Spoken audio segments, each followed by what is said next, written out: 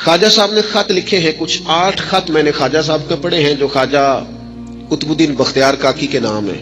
ان خطوں میں نا ایک خط خواجہ صاحب نے اس طرح لکھا ہے اپنے مرید کو، کہتے ہیں خواجہ قطب الدین صاحب کو، کہتے ہیں پتر درویش کی مرضی کوئی نہیں ہوتی. درویش کی مرضی ساڑی تے ہے نا، چونکہ اسی درویش نہیں نا، ساڑی تے ہے نا. سویرے ناشتہ مرضی دا، دوپہر کو کھانا مرضی کا، آنا تو مرضی کا، جانا تو، پہننا تو مرضی کا.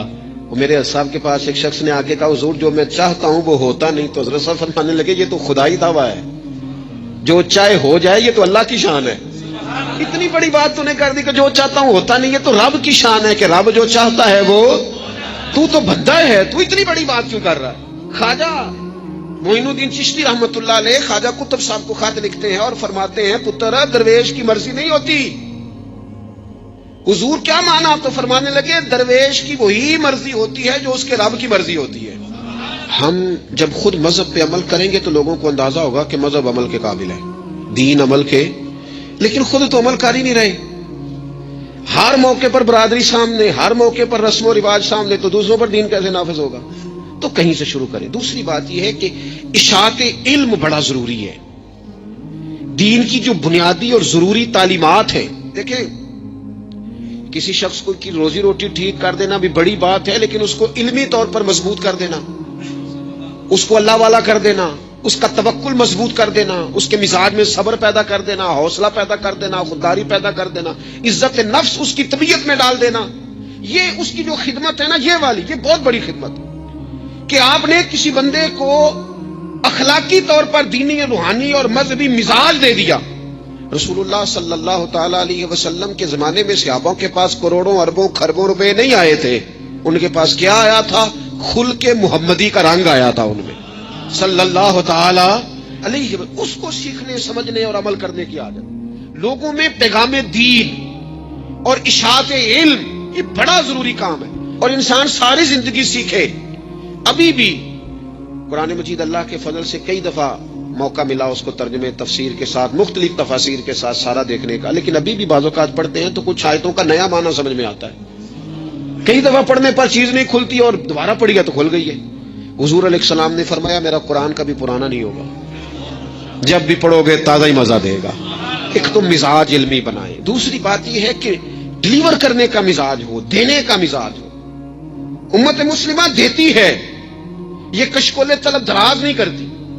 دکھ سنانا ہر وقت یہ مزاج پیدا کرنا کہ بڑی غریبی، بڑی آزمائش، بڑی پریشانی ہے، اس سے تو بندہ کمزور ہو جاتا ہے. طبیعت اس طرح کی ہو کہ کوئی سیکھ لے، کوئی سمجھ لے، کوئی اس کے اندر چیز پیدا ہو جائے. اپنی خودی کو، خودداری کو بیدار رکھنا اور کسی کا نفع کرنے کی کوشش کرنا. حضرت عمر فاروق رضی اللہ تعالیٰ عنہ سفر کر رہے تھے، ایک بوڑھے کو بھیک مانگتے دیکھا، اسے پہچان لیا. فرمایا تو فلانا فلانا یہودی نہیں؟ یہودی. اس نے کہا میں وہی ہوں. فرمایا بھیک مانگ رہے ہو؟ کہنے لگا میں اسلامی حکومت کو جزیہ دیتا ہوں، لیکن اب بوڑھا ہو گیا ہوں، کمائی نہیں کر سکتا، تو جزیہ تو دینا ہوتا ہے نا، تو میں کچھ خیرات کٹھی کرتا ہوں، تو کچھ اپنے اخراجات دیکھتا ہوں اور کچھ میں جزیہ دیتا ہوں. تو حضرت عمر اس کو پکڑ کے لائے وزیر خزانہ کے پاس. فرمایا جب تک یہ بندہ ٹھیک تھا میں جزیہ دیتا تھا، اب جب تک یہ بیمار ہے اسلامی حکومت اسے ماہانہ اس کے خرچہ دیا کرے گی. یہ امت تو دینے والی ہے، اس کو ماہانہ خرچ ہم دیں گے. وہ شخص کہتا ہے ساری عمر جزیہ دیا تھا، قریب رہے تھے، وہ اثر نہیں ہوا. اور حضرت عمر کی یہ بات ایسی اثر کر گئی، میں نے کہا حضور یہودی بن کے ضرور میں نے خیرات لینی ہے، آپ میرا ہاتھ پکڑے نا، مجھے کلمہ پڑھائیں، ہم اس مسئلے کو ہی ختم کریں، یہ تفریق ہی ختم ہو. امت تو دیتی ہے، امت تو بانٹتی ہے، امت کے اندر تو جذبہ ہوتا ہے. ایک پیشہ برا ہے جوانوں، یاد رکھنا، ایک پیشہ برا ہے، اور وہ ہے کسی کے آگے ہاتھ پھیلانا. جو جھاڑو دے کے روزی کماتا ہے بڑی شان والا بندہ ہے. جو سویرے اٹھ کے ٹائم پہ منڈی جاتا ہے، پھل لاتا ہے، ریڑھی لگاتا ہے، وہ بادشاہ ہے، بادشاہ. اس لیے کہ اس نے ہاتھ نہیں پھیلایا، اس نے رب کی رحمت کا دروازہ کھٹکھٹایا ہے. وہ بادشاہ آدمی ہے، اس نے اعزاز کے ساتھ اپنی ذمہ داریوں کا احساس کیا. بڑا مزہ آتا ہے جب شام کو بندہ اپنی دکان بند کرے اور پھر چھوٹے چھوٹے نوٹ گنے، اور پھر ان میں سے نا میں نے دیکھا ہے غریبوں کو کہتے ہیں جی میں نا جی جو 50 روپے روز دے رکھے ہیں اللہ دی رات دینے نے، اور پھر اس میں سے وہ تھوڑے سے جب بچا کے کہتا ہے نا کہ آج میں نا مطلب 4 پیسے زیادہ ہیں، آج گھر پھل بھی لے کے جانا ہے. وہ جو ذائقہ ہے اسے کبھی محسوس تو کرو. میرے رسول پاک علیہ السلام نے فرمایا سب سے بہترین کھانا وہ ہے جو اپنے ہاتھوں کی محنت سے تو کما کے کھاتا ہے، اور فرمایا اللہ کے نبی حضرت داؤد علیہ السلام اپنے ہاتھوں کی محنت کر کے کما کے کھایا کرتے ہیں۔ امت کی یہ ذمہ داری ہے کہ امت مشقت کا مزاج بنائے، طبیعت بنائے، مشقت ذہن بنائے۔ ہمارے ہاں تو اب جناب وہ جدوجہد کا شوق نہیں، طبیعت نہیں، پڑھنے لکھنے تک کو لوگ پر ٹھیک ہے، برکت سے سارا کچھ چل رہا ہے۔ چوتھی بات آپ کی خدمت میں یہ عرض کرنی ہے کہ امت اگر چاہتی ہے نا عروج پائے، تو پھر امت کو چاہیے کہ تھوڑا اتفاق کا بھی مزاج پیدا کرے۔ ہمارے ہاں نا فروعی مسائل میں بھی اتنا اختلاف ہے، اتنا رٹا ہے، کوئی بندہ دوسرے کو قبول کرنے کو تیار نہیں ہے، جھگڑا ہی جھگڑا، بحث ہی بحث۔ ایک گھر میں 4 لوگ رہتے ہیں اور چاروں کا مزاج مختلف ہے، چاروں کی پارٹیاں مختلف ہیں، چاروں کی سیاست مختلف ہے، چاروں کا مزاج مختلف۔ کسی خاندان میں اتفاق نہیں رہا، کسی قبیلے میں اتفاق نہیں رہا، کسی گروہ میں جماعتیں ٹوٹ پھوٹ کا شکار، تنظیمیں ٹوٹ پھوٹ کا شکار، ملکوں میں ماحول اتنا عجیب۔ یہ میرا وطن ہے پاکستان، جن لاکھوں لوگوں نے قربانیاں دی تھیں وہ پوچھتے ہیں اس لیے تمہیں وطن بنا کے دیا تھا؟ وہ جو ہجرت کر کے آتے رستے میں قتل کر دیے گئے تھے، وہ سوال تو کریں گے نا قیامت کے دن کہ یہ حال کیا تم نے وطن عزیز کا، یہ کیفیات تم نے کی لوگوں کی؟ کوئی حال ہی نہیں۔ کبھی کوئی کسی کے خلاف بات ہے تو کبھی کوئی رسا کھینچ رہا ہے تو کبھی کوئی کسی کے پاؤں کھینچ رہا ہے۔ خدا رہا کوئی استحکام لوگ جوڑتے ہیں۔ بڑوں کا کام ہوتا ہے قوم کو جوڑنا، ان کو نظریاتی طور پر مضبوط کرنا، ان کی فکر کو مجتمع کرنا۔ رائے کا اختلاف ہو جانا کوئی بڑی بات ہے؟ زندہ لوگوں میں اختلاف ہو جاتا ہے، زندے جب لوگ ہوتے ہیں تو ان کی رائے مختلف، لیکن اپنی رائے کو دوسرے پہ مسلط کرنا، تھوڑا سننے کا بھی حوصلہ پیدا کرے تو کچھ اتفاق کا مزاج، کچھ تھوڑی دوسروں کی تعریف، کچھ تھوڑا کسی اور کو بھی قبول کر لینا، تھوڑا سا کسی اور کے بارے میں بھی کبھی اچھی رائے دے لینا، کبھی کہہ لینا کہ نہیں فلانا فلانا فلانا فلانا آدمی۔ جب لوگ بخیے ادھیڑ رہے ہوتے ہیں نا، فلانا بھی برا ہے، فلانا بھی برا ہے، فلانا بھی برا ہے، فلانا بھی برا ہے، تو میں اکثر کہتا ہوں یار تم نے اتنی جلدی کر دی سب کو برا کہنے کی، تمہیں پتہ نہیں لقد خلقنا الانسان فی احسن تقویم۔ رب کہتا ہے میں نے تو بڑا سونا انسان بنایا ہے اور تمہیں کسی میں اچھائی نظر نہیں آ رہی۔ اور امت وہ ہے جو رسول رحمت کی امت ہے، لیکن وہ چھوٹی چھوٹی باتیں، چھوٹی چھوٹی لڑائیاں، کچھ اتفاق۔ امت مسلمہ جب تک متفق نہیں ہوتی اپنی عزت کو کبھی بحال کر سکتی، جب تک ان کا اور اتفاق چھوٹے چھوٹے ٹکڑوں میں امت کو بانٹ دیا گیا ہے، چھوٹی چھوٹی ریاستیں، چھوٹے چھوٹے گروہ، چھوٹے چھوٹے مفادات، جب تک یہ اتفاق نہیں پیدا کرتے اتنی دیر تک آگے بڑھا جا سکتا۔ 5ویں بات، جب تک مسافر منزل پر پہنچنے کی تڑپ نہیں نہ پیدا کرتا اتنی دیر تک منزل اس کے قریب نہیں آتی۔ اس امت کی منزل ہے کنتم خیر امت اخرجت للناس تأمرون بالمعروف وتنہون عن المنکر۔ اس امت کی منزل ہے دنیا کو خیر کا پیغام دینا، لوگوں کو برائی سے روکنا، اس کی منزل ہے۔ آپ سفر پہ جا رہے ہو نا جی، تو بندہ رستے میں قیام مختصر کرتا ہے، ضرورت کا کرتا ہے، بلا وجہ الجھاؤ نہیں پیدا کرتا۔ وہ کہتا ہے مجھے آگے بڑھنا ہے، مجھے کام کرنا ہے، آگے نکلنا ہے۔ وہ ادھر ادھر زیادہ وقت کا ضیاع نہیں کرتا، اس کو اپنے وقت پر پہنچنا ہے، اس کی کوشش ہوتی ہے کہ سفر جلدی ختم ہو۔ منزل مقصود جب لوگ طے کر لیتے ہیں تو پھر وہ جدوجہد کرتے ہیں کہ منزل ملے۔ منزل میں کیا کروں، کیسے عرض کروں؟ ہمارے ہاں لوگوں نے منزل کا تعین ہی نہیں کیا، منزل پیسے کو، شہرت کو، دولت کو بنایا۔ ہماری منزل تھی کہ ہم نے دنیا میں خیر پھیلانی ہے، ہم نے حق کی اذانیں دینی ہے، ہم نے لوگوں کو پیغام دینا ہے کہ اگر تم نے خیر سیکھنی ہے تو دروازہ رسول پہ آؤ صلی اللہ تعالی علیہ۔ لیکن ہمارا تو گھر کا جھگڑا ہی نہیں ختم ہو رہا، ذاتی رٹے ہی نہیں ختم ہو رہے، ہمارے اپنے روزمرہ کے مسائل نہیں، ہمیں پیس کے باہر نکلنے کو تیار ہی نہیں۔ بڑی سوچیں۔ اقبال کہنے لگے وائے ناکامی متائے کارواں جاتا رہا، اور کارواں کے دل سے احساس زیاں جاتا رہا۔ کہنے لگے مسئلہ تو یہ ہے کہ سارا کچھ لٹ گیا اور ہمیں احساس بھی نہیں کہ لٹ گیا، امت بکھر گئی، ٹوٹ گئی، اور احساس بھی نہیں کہ ٹوٹ گئی۔ کچھ کوشش، کچھ جدوجہد، کچھ آگے بڑھنا، کچھ ہمت کرنا، کچھ تھوڑا سا منزل کی طرف سفر کرنا کہ ہم اپنا جتنے لوگ آئے نا امت مسلمہ میں انہوں نے خیر میں اپنا حصہ ڈالا۔ حضرت صدیق اکبر، فاروق اعظم، عثمان غنی، مولا علی، سعد بن ابی وقاص، حضرت ابو عبیدہ بن جراح، جناب معاذ بن جبل، حسنین، کریمین، آگے آئیے حضرت عمر بن عبدالعزیز، امام بخاری، امام مسلم، امام ترمذی، امام اعظم، امام احمد بن حنبل، امام شافعی، اعلیٰ حضرت بریلوی۔ آپ دیکھیں لوگ اپنے اپنے دور میں اپنا حصہ ڈالا، وہ دین کا پیغام دور کے تقاضوں کے مطابق سناتے گئے۔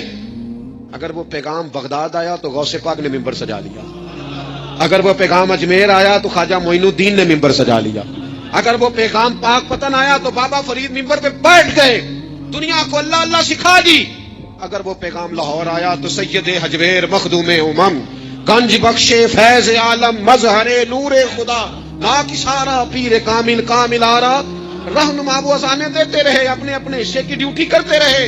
اب میری اور آپ کی باری آئی، سو کے وقت نہ گزار دینا، دیکھنا سوتے سوتے اسرائیل نہ آ جائے، دیکھنا کھانے پینے کے سفر میں ہی زندگی تمام نہ ہو جائے، دیکھ لینا پروگرام بناتے بناتے ہی سانسیں ٹوٹ نہ جائیں۔ اقبال تڑپ کے کہنے لگے، حضور کی بارگاہ میں کہنے لگے، میری زندگی کا مقصد تیرے دین کی سرفرازی، میں اسی لیے مسلمان، میں اسی لیے مسلمان، میں اسی لیے مسلمان، میں اسی لیے نمازی۔ یہ سارا کچھ جو کچھ ہے یہ بلندی دین کے لیے، سربلندی مذہب اسلام کے لیے۔ اپنے اندر جو کوئی کچھ کر سکتا ہے وہ جدوجہد پیدا کرے۔ سب سے پہلی بات تو یہ عرض کی ہے کہ اپنے اندر دین کا شعور بیدار کرے، علم دین کا مزاج بنائے، بادشاہی میں فقیری کی طبیعت پیدا کرے، امت کو جوڑنے کی بات کریں، کم از کم فروئی اختلافات کو تو چھوڑیں۔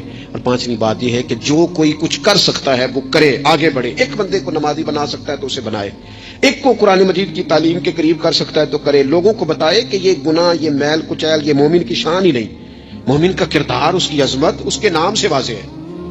حضور والے جو ہیں وہ تو لفظ سے واضح ہے کہ یہ کون لوگ ہیں۔ میری زندگی کا مقصد تیرے دین کی سرفرازی، میں اسی لیے مسلمان، میں اسی لیے نمازی، وما علینا الا البلاغ المبین۔ اعلیٰ حضرت بریلوی رحمۃ اللہ تعالیٰ نے لوگوں کی تربیت فرمائی، اور آپ فتاوی رضویہ میں اس مضمون کو بیان کرتے ترمذی شریف کی وہ حدیث نقل کرتے ہیں۔ آپ فرماتے ہیں، مسلمانوں اس حدیث کو یاد کر لو، اگر تم اسے یاد کرو گے تو مضبوط ہو جاؤ گے۔ حدیث کیا ہے؟ نبی کریم صلی اللہ علیہ وسلم نے فرمایا، اگر سارے انسان مل کے بھی تیرا برا کرنا چاہیں تو جب تک رب کی مشیت نہ ہو وہ تیرا برا کر نہیں سکتے۔ اور حضور صلی اللہ علیہ وسلم نے فرمایا، اگر سارے انسان مل کے تیرا بھلا کرنا چاہیں تو جب تک رب کی رضا نہ ہو تیرا بھلا ہو نہیں سکتا۔ تو اعلیٰ حضرت فرماتے اس چیز کو ذہن میں بٹھاؤ، مسلمانوں اپنا رجوع اپنے رب رسول کی طرف مضبوط کرو۔ یہ کیا بات ہو گئی کہ میں اس سے بھی ڈر رہا ہوں، میں اس سے بھی ڈر رہا ہوں، وہ بھی میرے پیچھے لگ گیا۔ فاضل بریلوی رحمۃ اللہ علیہ ان چیزوں سے منع فرماتے تھے۔ وہ کہتے تھے یہ توہمات ہیں، اوہام پرستی ہے، ہمیں ان چیزوں سے ہمیشہ بچنا ہے، اپنی آنے والی نسلوں کو بچانا ہے۔ فرمایا کرتے تھے، رب کی رضا پہ جو راضی رہتا ہے اللہ اسے سکون والی زندگی عطا فرماتا ہے۔ ہمارے ہاں لوگ پوچھتے ہیں طبیعت کیسی ہے، لیکن یو پی میں، سی پی میں، لکھنؤ میں پوچھا جاتا ہے کہ کیا شکایت ہے آپ کو؟ کہتے ہیں یہ سر درد کی شکایت ہے۔ یہ اردو کا ایک محاورہ ہے۔ جناب کیا شکایت ہے؟ کہتے ہیں جی مجھے کمر درد کی شکایت ہے۔ پھر پوچھنے والے پوچھتے ہیں کہ جناب اس شکایت کا کیا بنا؟ تو صدر الشریعہ مولانا امجد علی صاحب اعظمی رحمۃ اللہ علیہ فرماتے ہیں، اعلیٰ حضرت کو بخار تھا تو میں حاضر ہوا، تو میں نے کہا حضور شکایت کا کیا بنا؟ کہنے لگے مولانا پڑھے لکھے ہو کے تو ایسی باتیں نہ کرو، شکایت کس سے کرنی ہے؟ رب نے جس حال میں رکھا ہے بڑا ہی اچھا رکھا ہوا ہے، شکایت کا کیا معنی ہوا؟ اللہ نے جہاں سمجھا مناسب اس نے ہمیں رکھا ہے، شکایت کیا ہوتی ہے؟ مجھے کسی سے شکایت نہیں۔ فرمایا کرتے تھے الحمدللہ مجھے سر درد بھی ہوتا ہے اور بخار بھی ہوتا ہے اور میں بڑا خوش ہوں، یہ وہ والی بیماریاں ہیں، یہ وہ امراض ہیں جو نبیوں کے قدم بھی چومنے آیا کرتے تھے۔ میں خوش بخت ہوں کہ وہ امراض جو انبیاء کے پاس آتے تھے، سر درد اور بخار، وہ مجھے لگتے ہیں۔ اپنی زندگی کو رضا والی زندگی بنایا، یقین بڑا کامل تھا میرے اعلیٰ حضرت کا۔ امام غزالی نے حدیث لکھی ہے، نبی کریم صلی اللہ علیہ وسلم نے فرمایا ہے، یقین اس طرح سیکھا کرو جس طرح تم قرآن سیکھتے ہو۔ آج میرے دور کا سب سے بڑا مسئلہ یقین کی کمزوری ہے۔ مسلمان کچی پکی سوچیں سوچتا ہے، کمزور کمزور جملے بولتا ہے، اس کو دنیا داروں کے وعدوں پر اعتماد جلدی ہوتا ہے، لیکن معاذ اللہ اللہ رسول کے وعدوں کے بارے میں یہ کئی دفعہ شکوک کا شکار ہوتا ہے۔ اسے سمجھنا چاہیے۔ فاضل بریلوی ایک پختہ یقین والی شخصیت تھے، پختہ یقین والی۔ بریلی شریف کے دائیں بائیں طاعون کا مرض پھیل گیا تو اعلیٰ حضرت فرماتے ہیں میرے منہ میں بھی کچھ گلٹیاں نکل آئیں، تو بعض لوگوں نے کہا شاید آپ کو بھی طاعون ہو گیا ہے۔ اعلیٰ حضرت رحمۃ اللہ علیہ فرماتے ہیں جو سب سے بہترین طبیب تھا وہ لایا گیا، اس نے میرا منہ دیکھ کے گلٹیاں دیکھ کے کہا خو آپ کو تو طاعون کا مرض ہو گیا ہے۔ تو اعلیٰ حضرت فرمانے لگے مجھے ساری بیماریاں لگ سکتی ہیں، یہ نہیں لگ سکتی۔ اس نے کہا حکیم میں ہوں کہ آپ ہیں؟ فرمایا نہیں آپ ہی ہیں، پر یہ بیماری مجھے نہیں لگ سکتی، یہ مجھے ہو نہیں سکتی. اس نے اصرار کیا تو اعلیٰ حضرت رحمت اللہ تعالی علیہ اس کو کہنے لگے میاں تو جو مرضی کر لیکن مجھے طاعون کا مرض نہیں ہو سکتا، یہ بات طے ہے. وہ ناراض ہو کے چلا گیا. اب طاعون کی جو گلٹیاں ہوتی تھی نا وہ بڑے بڑے مہینوں نہیں جاتی تھی، تکلیف رہتی تھی. اعلیٰ حضرت کہتے ہیں میں نے اسی رات نا تھوڑی سی کالی مرچوں کا سفوف بنایا اور مسواک میں رکھ کے جب منہ کے اندر چھڑکا تو تھوڑا سا خون نکلا اور میرا منہ بالکل ٹھیک ہو گیا. سویرے میں نے کہا بلاؤ نا اپنے حکیم کو جو کہتا تھا طاعون ہو گیا ہے. تو لوگ کہنے لگے حضور آپ کو ویسے کیسے پتا تھا طاعون نہیں ہے؟ فرمانے لگے پتا اس طرح تھا کہ اللہ کے رسول صلی اللہ علیہ وسلم نے ایک دعا ارشاد فرمائی ہے. فرمایا کسی مریض کو دیکھ کے پڑھ لو الحمدللہ الذی مما ابتلاک بہ وفضلنی علی کثیر ممن خلق تفضیلا.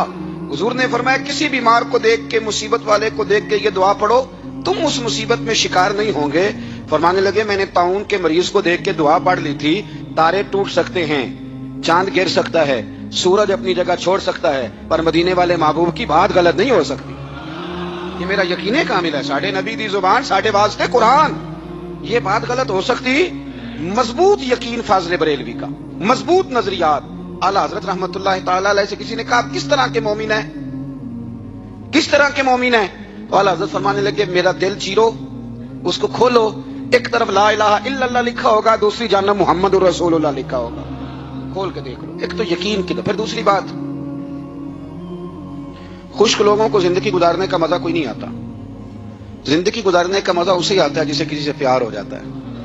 باقی نا دیکھیں نا، ایک بندہ جبرن ایک شخص بچے پالتا ہے، وہ کہتا ہے یہ میرے لیے کیا مصیبت ہے 5 بچے، اور ایک شخص کو بچوں سے پیار ہو جاتا ہے. وہ جوان بھی ہے، خوبصورت بھی ہے، پر عید پہ کپڑے نہیں خریدتا. بیوی سے کہتا ہے میں پرانی پہن لوں گا، پر بچوں کو نہیں لے دے. تو بھائی تیری خواہشیں مر گئی ہیں، تیری خوبصورتیوں کی طرف جانے کی آرزویں ختم ہو گئی. تو کہنے لگا سارا کچھ ہے پر بچوں سے پیار جو ہو گیا. اعلیٰ حضرت رحمت اللہ علیہ بہت بڑے فلسفی تھے، منطقی تھے، بہت بڑے سائنسدان تھے. یہاں بڑا سنجیدہ اجتماع ہے، میں بڑی خاص بات کرنے لگا ہوں. سارے سائنسدان کہتے ہیں زمین گھومتی ہے. اعلیٰ حضرت نے اتنی موٹی کتاب لکھی ہے زمین ساکن ہے. فرماتے تھے ہم جیسے مرضی سائنسدان کہیں کہ آپ نے دلائل دی ہیں. آپ فرماتے ہیں جب نبی کریم علیہ السلام کی حدیث مسلم شریف میں موجود ہے کہ جب اللہ نے زمین کو پیدا کیا زمین کانپنے لگی تو اللہ نے پہاڑوں کو میخیں بنا کے، قلعے بنا کے اندر لگا دیا تو زمین ٹھہر گئی. فرمانے لگے جب مصطفیٰ کریم نے کہہ دیا ٹھہر گئی ہے تو سارے سائنسدان بھی کہیں تو ہم ماننے کو تیار نہیں کہ گھومتی ہے. انہوں نے دلائل دیے. وہ ہمیں نا روز کہہ دیتا ہے ڈاکٹر آپ کی طبیعت خراب ہے، کھانسی ہے، گھر میں کسی اور کو تو نہیں؟ ہاں جی ہے جی. وہ کہتا اسی کی وجہ سے ہو گئی ہے. او خدا کے بندے، نبی کریم علیہ السلام نے فرمایا بیماری متعدی نہیں ہوتی، ایک سے دوسرے کو نہیں لگتی. اور بڑے سادے انداز میں مسلم کی حدیث ہے. ایک صحابی نے کہا یا رسول اللہ میرے اونٹ کو اس اونٹ سے خارش پڑ گئی ہے. اللہ کے رسول فرمانے لگے تیرے اونٹ کو تو اس سے پڑی ہے تو اس کو کہاں سے پڑی تھی؟ کہنے لگا جی وہ تو قدرتی معاملہ ہے. تو حضور فرمانے لگے یہ بھی قدرتی معاملہ ہے. اب ہمیں جو مرضی، اعلیٰ حضرت کے زمانے میں لوگوں نے کہا کشش ثقل ہے، زمین اپنی طرف چیزوں کو کھینچتی ہے. دلیل کیا ہے؟ وہ کہنے لگے جی سیب گرتا ہے تو زمین پہ، آم گرتا ہے درخت سے تو زمین پہ، امرود گرتا ہے تو، انار گرتا ہے تو زمین میں کشش ہے، کھینچ لیتی ہے. اعلیٰ حضرت فرمانے لگے شاباش، سائنسدان جو کہیں گے ہم مانیں گے. فرمانے لگے زمین نے آدھا کلو کا سیب کھینچ لیا ہے، 1.5 پاؤ کا انار کھینچ لیا ہے، پر ہم نے غبارے میں 1.5 چھٹانگ ہوا بھر دیا، وہ تو زمین سے کھینچا نہیں گیا. یہ کس قسم کی کشش ثقل ہے؟ یہ بھی 2 سال پہلے ڈاکٹر عبد القدیر خان کا مضمون چھپا تھا روزنامہ جنگ میں. وہ کہتا مجھے وہ مولوی چاہیے تھا جس کے پاس قرآن حدیث بھی ہو اور سائنس کے علوم بھی ہوں. کہتا میں نے زمانے کے دروازے کھٹکھٹائے، پھر میں پہنچا بریلی کے امام کے پاس، اور کہتا وہاں جا کے میں ٹھہر گیا ہوں، اس لیے کہ مجھے قرآن و سنت کا نور بھی ملا ہے اور مجھے سائنس کے رموز بھی ملے ہیں. یہ واحد شخص ہے جو دین کو سائنس کا پابند نہیں کرتا بلکہ سائنس کو مدینے والے کا غلام بناتا ہے، مدینے والے کا غلام بناتے. تو اعلیٰ حضرت فرمانے لگے عجیب فلسفہ ہے نا جی. آم کھینچ لیا اس نے، سیب کھینچ لیا، امرود کھینچ لیا، پر اس سے 1.5 چھٹانگ والا غبارہ. تو لوگوں نے کہا حضور پھر مسئلہ کیا ہے؟ آپ فرمانے لگے مسئلہ یہ ہے کہ ہر چیز اپنی اصل کی طرف لوٹ جاتی ہے. ہر چیز اپنی، سیب امرود انار زمین سے پیدا ہوتے ہیں تو زمین پہ گرتے ہیں. ہوا کی اصل اوپر ہے، اس لیے جب غبارے میں ہوا بھریں گے تو ہوا اس کو اوپر لے جائے. ہاں جب اس سے ہوا نکل جائے گی تو پھر غبارہ جو جس کی اصل ہوتی ہے ادھر لوٹ جاتا ہے. انسان مٹی سے بنا ہے تو جاتا کہاں ہے؟ مٹی دیں تے مٹی رہنا ہی. ایویں کادی بلے بلے، اج مٹی دے اتے بندیا تے کل مٹی دے تھلے. تو تو आला हजरत रहमतुल्लाह ताला अलैह ने ना अपने सारे उलूम को नबी पाक का गुलाम बना दिया। आप फरमाया करते थे आज ले उनकी पनाह, आज मदद मांगो उनसे, कल न मानेंगे कयामत में अगर मान गया। मेरे प्यारे दोस्तों, अभी आपने पीर अजमल रजा कादरी साहब की जुबानी सुल्तान उल हिंद ख्वाजा गरीब नवाज का वो खत सुना जो उन्होंने अपने सबसे लाडले मुरीद और खलीफा हजरत कुतुबुद्दीन बख्तियार काकी को लिखा था। यह सिर्फ एक खत नहीं था, बल्कि एक मुर्शिद के दिल की धड़कन थी जो अपने मुरीद के लिए तड़प रही थी। जरा सोचिए, जब कुतुबुद्दीन बख्तियार काकी ने अपने पीर का वो खत पकड़ा होगा तो उनके हाथों में वो कागज नहीं बल्कि ख्वाजा की खुशबू होगी। उस खत का एक एक लफ्ज वफा, मोहब्बत और अल्लाह की राह में मिट जाने का सबक दे रहा था। ख्वाजा गरीब नवाज ने सिखाया कि इश्क क्या है और इबादत क्या है। आज का यह बयान हमारे उन मुर्दा दिलों को जगाने के लिए काफी है जो दुनिया की चमक धमक में खो चुके हैं। नूर बयान टीवी ऑफिशियल की हमेशा यही कोशिश रहती है कि हम औलिया ए कराम की उन भूली बिसरी यादों और उनके रूहानी पैगाम को आप तक पहुंचाएं, जिससे आपकी जिंदगी में सुकून और दिल में खुदा की मोहब्बत पैदा हो। पीर अजमल रजा कादरी साहब ने जिस तड़प के साथ आज ख्वाजा गरीब नवाज की निस्बत को बयान किया है, यकीन मानिए यह हम सबकी मगफिरत का जरिया बन सकता है। मेरे अजीज भाइयों और बहनों, अगर ख्वाजा गरीब नवाज की यह मोहब्बत आपके दिल को छू गई है तो इस पैगाम को अपने तक महदूद न रखें। इसे अपने दोस्तों और अजीजों के साथ जरूर शेयर करें, क्योंकि किसी को अल्लाह के वली की याद दिलाना भी एक नेकी है। कमेंट बॉक्स में अपनी अकीदत का नजराना पेश करते हुए या ख्वाजा गरीब नवाज जरूर लिखें और अपनी दुआओं में हमें भी याद रखें। अगर आप चाहते हैं कि ऐसे ही रूहानी और ईमान अफरोज बयानात आप तक पहुंचते रहें तो नूर बयान टीवी ऑफिशियल को सब्सक्राइब करना और बेल आइकन दबाना हरगिज न भूलें। अल्लाह पाक हमें ख्वाजा पिया के नक्शे कदम पर चलने की तौफीक अता फरमाए और हमारे दिलों को इश्क रसूल से माला माल कर दे। अगली वीडियो में एक नए वाक़े और नई रूहानी रोशनी के साथ फिर मुलाकात होगी। तब तक के लिए अपने मेज़बान को इजाज़त दें। अल्लाह हाफिज।